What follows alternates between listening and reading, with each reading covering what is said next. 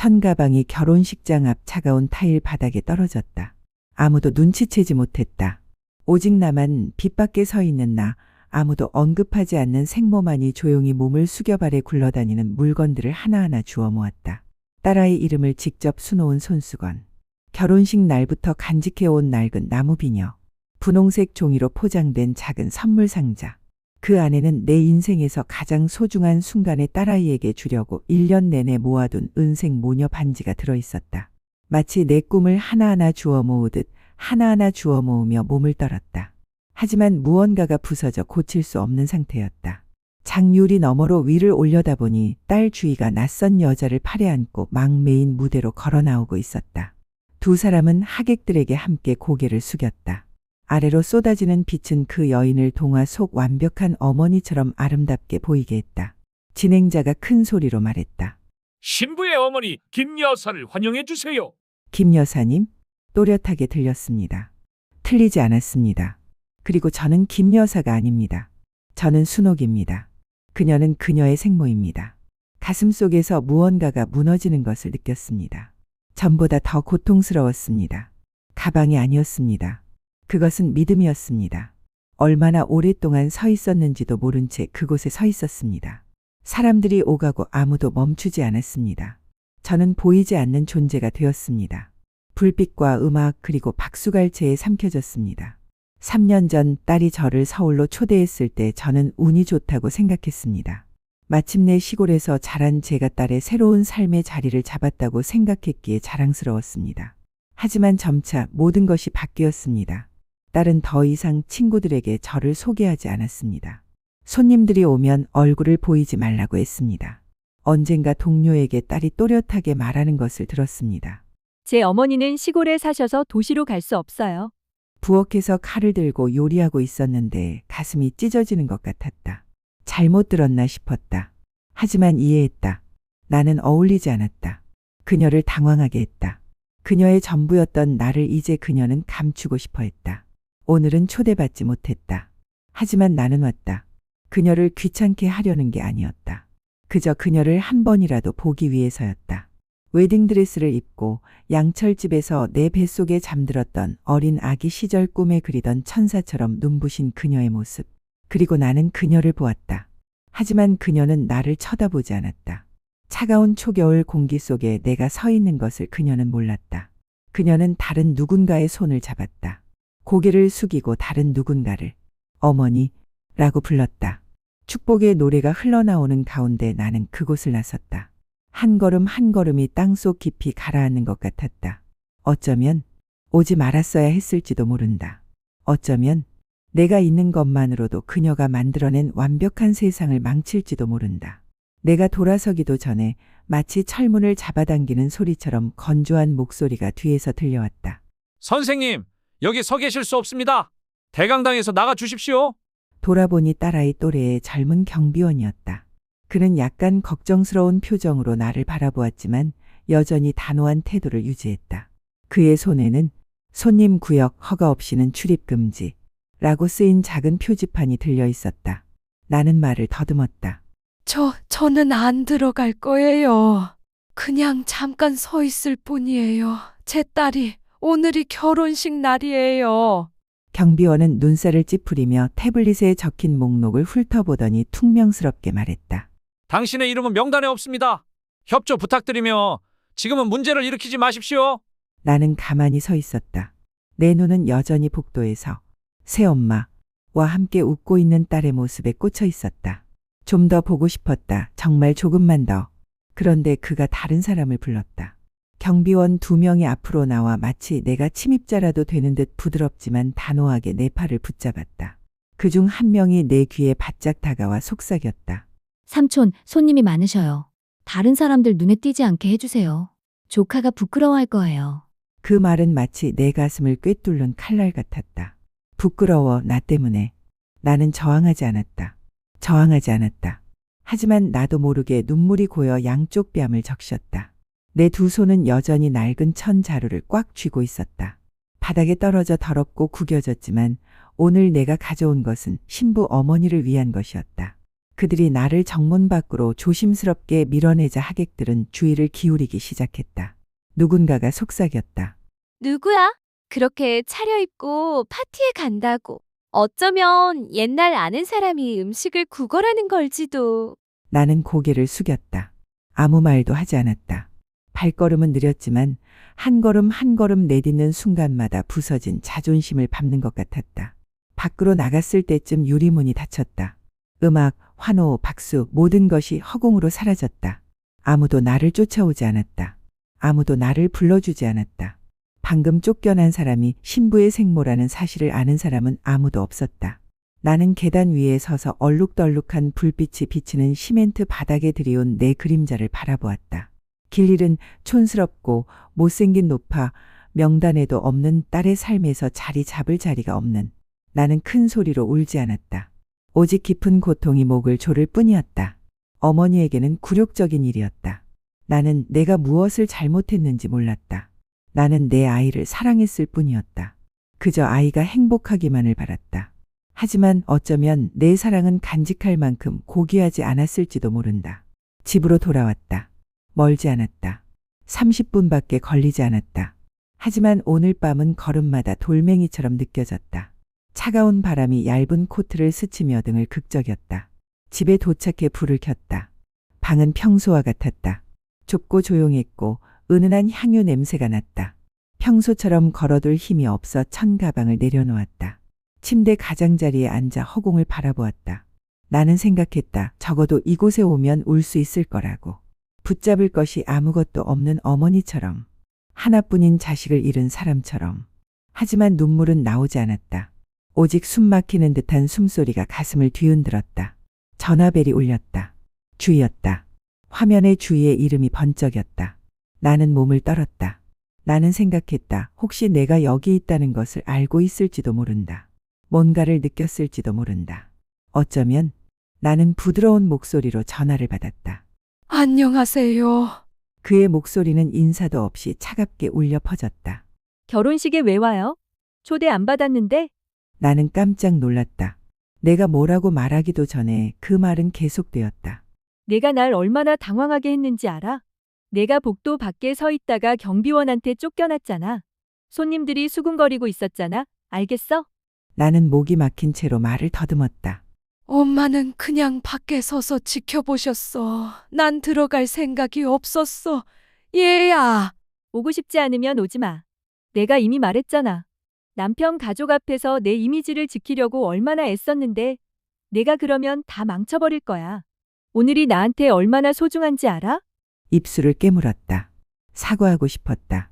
그저 그녀가 보고 싶었다고, 그저 웨딩드레스를 입은 그녀를 보고 싶었다고, 그저 그녀 인생에서 가장 소중한 추억의 일부가 되고 싶었다고 말하고 싶었다. 하지만 입을 열 수가 없었다. 말하면 울 것 같았다. 울면 그녀가 나를 더 미워할까봐 두려웠다.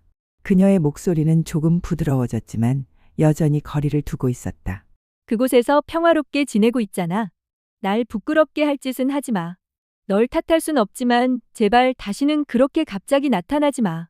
전화가 끊겼다. 나는 가만히 앉아 있었고 전화기는 침대에 떨어졌다. 가슴이 다시 한번 쿵 하고 떨어졌다. 이번에는 아무도 보지도 듣지도 이해하지도 못했다. 소박한 빌린 방 안에서는 아무도 말하지 않았고 바람도 불지 않았다. 오직 나, 한때 내 아이의 온 세상이었던 엄마에게만 힘든 상황이라는 말이 붙었다. 어쩌면 내가 너무 어리석어서 희망을 걸지 못했던 건지도 모른다. 어쩌면 이 세상에는 가난하고 고통스러울 때만 소중한 사랑이 있을지도 모른다. 사람들은 일어설 때 과거를 털어놓을 것이고 나는 그저 그 과거의 일부일 뿐이다. 나는 변할 생각도 없이 마치 잃어버린 삶을 껴안 듯 천 가방을 가슴에 끌어안고 누웠다. 나는 더 이상 그의 삶에서 기대했던 어머니가 아니라는 것을 알았다. 중요한 순간에 더 이상 내 이름을 불러주지 않아도 나는 여전히 문 뒤에 서 있는 그림자처럼 조용히 지켜보았다. 용서를 바라는 것은 아니었다. 그저 그가 평화롭게 살기를 바랐다. 그러던 어느 날 나는 그 소식을 들었다.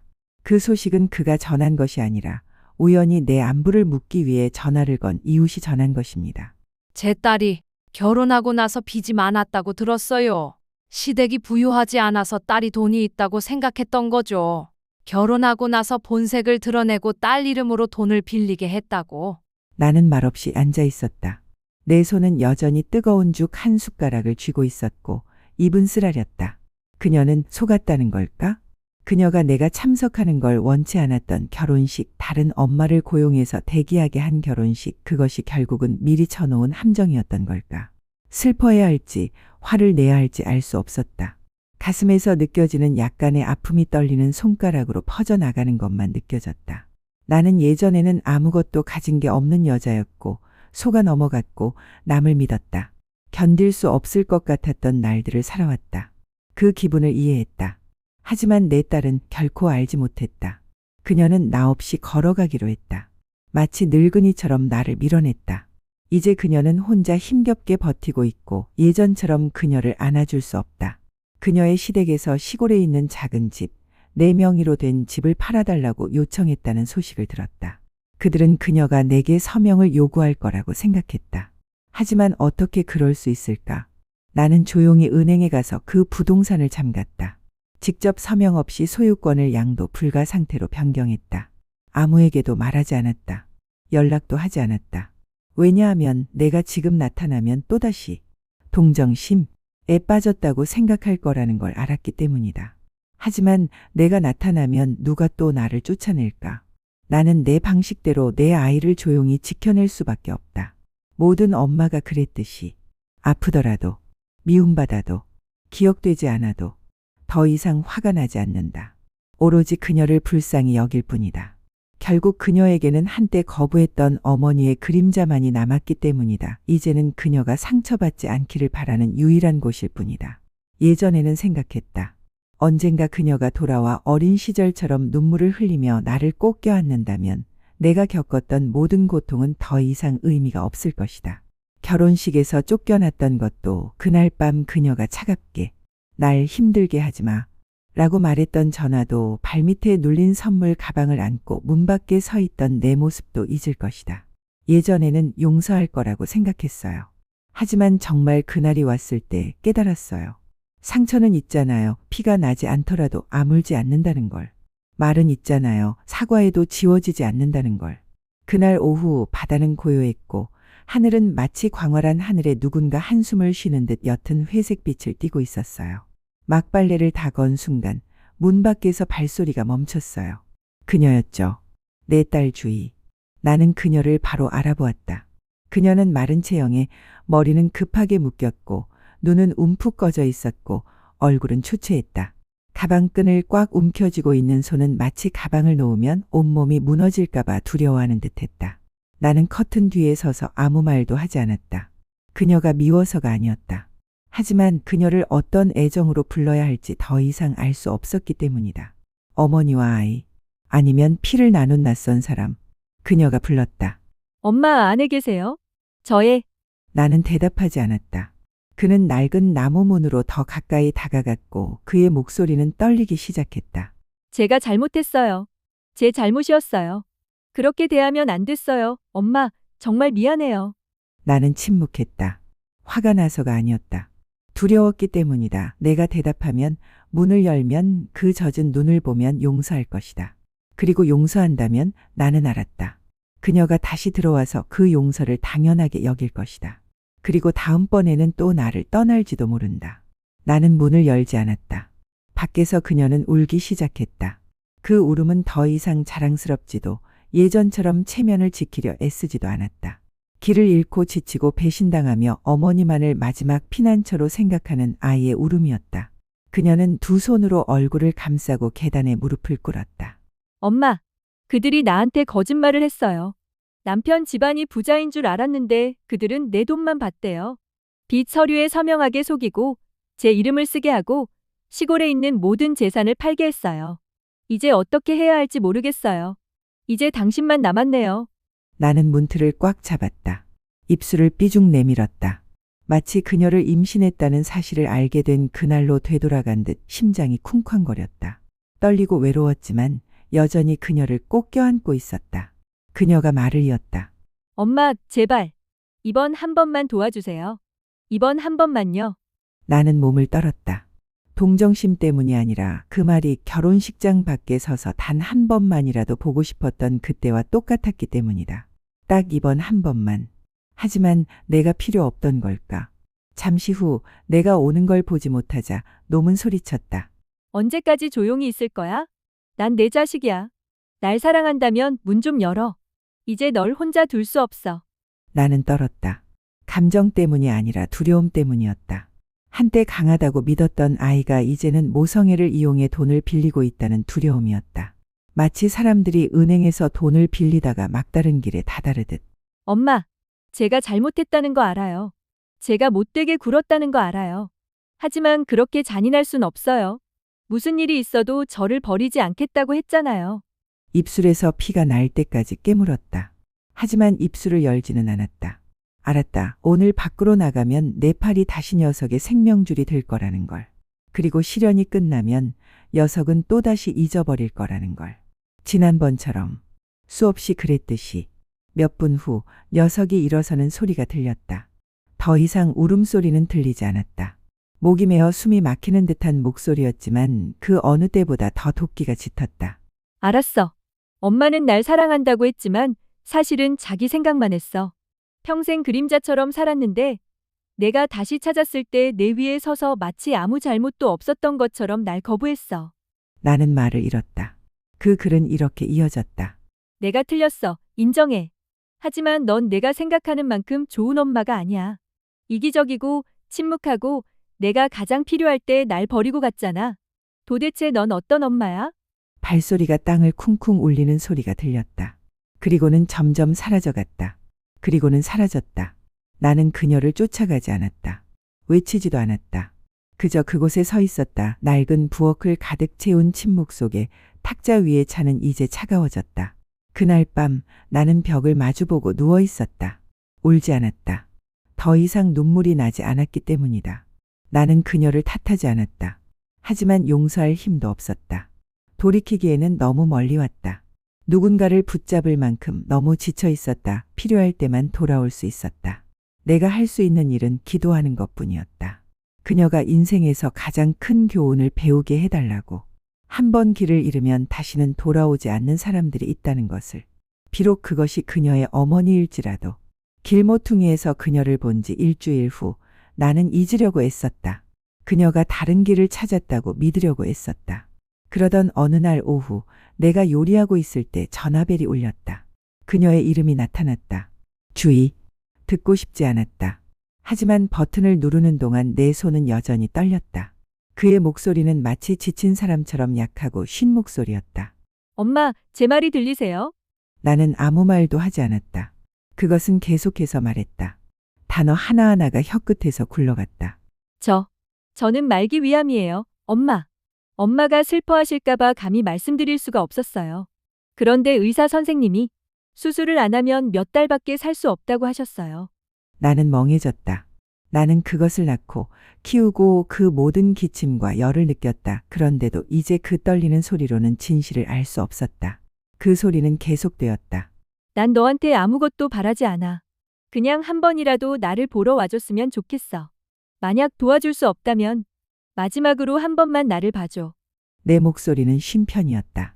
엄마, 시간이 좀 필요해요. 나중에 다시 전화할게요. 그날 밤 나는 잠을 이룰 수 없었다. 내 마음은 내게 말했다. 조심해. 믿지 마. 하지만 내 마음은 소리쳤다.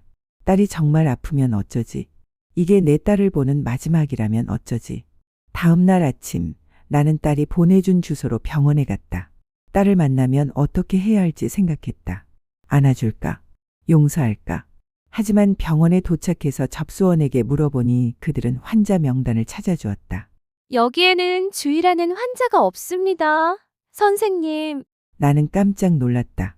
몇몇 진료과에 더 물어봤다. 아무도 없었다. 암치료 목록도 소화기 내과도 없었다. 아니, 이름, 거기. 병원에서 나왔는데 햇볕이 따가웠고 몸이 얼어붙었다. 그 순간 시골에 사는 옛 이웃에게서 문자 메시지가 왔다. 주희라는 여자가 요즘 시장 근처 전당포에 자주 가더라. 급하게 돈이 필요하다고 하더라.